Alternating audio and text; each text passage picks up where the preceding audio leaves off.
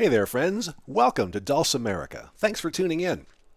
Last week, we dipped our toes into the magic of polyrhythms with a look at 3 against 2, or 3-2. Today, we're tackling a polyrhythm that's a little spicy, but very flavorful, 4 against 3, or 4-3. Let's start with a quick recap. A polyrhythm happens when 2 rhythms with different beat groupings play at the same time and fit together. It's not just random chaos. Polyrhythms are like a puzzle where every piece has its place. All right, now let's talk 4-3. We'll start with the 3-beat rhythm. This is your anchor, your steady ship in the ocean. Now, let's show the 4-beat rhythm. You can see it moves quicker, but here's the cool part.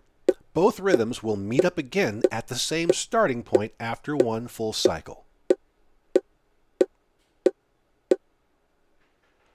This is where the magic happens. You're fitting 4 beats into the same space as 3. It might feel tricky at first, like patting your head and rubbing your belly, but it's all about finding the balance.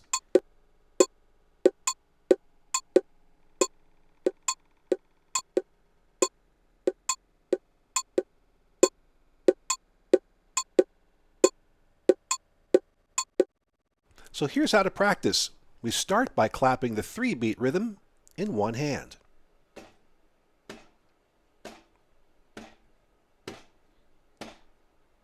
And then layer in the 4-beat rhythm with the other hand.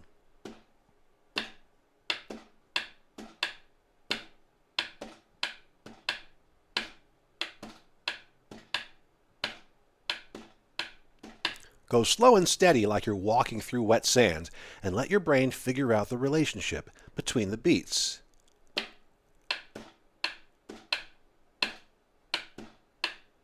Once you get the hang of it, it feels like riding a bike. Your hands just know where to go. And we can vocalize the rhythm using the mnemonic phrase, pass the apple butter. Pass the apple butter. Pass the apple butter. Pass the apple butter. Pass the apple butter.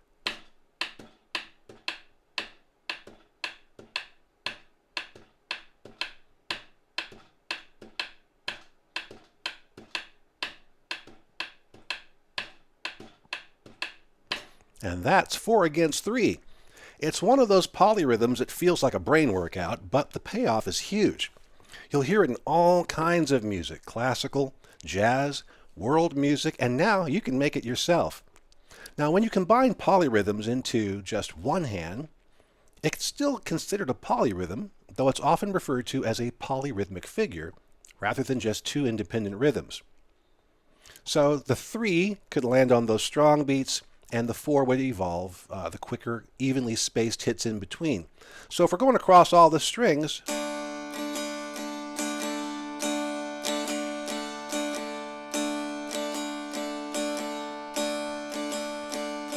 or alternating in between the strings like this.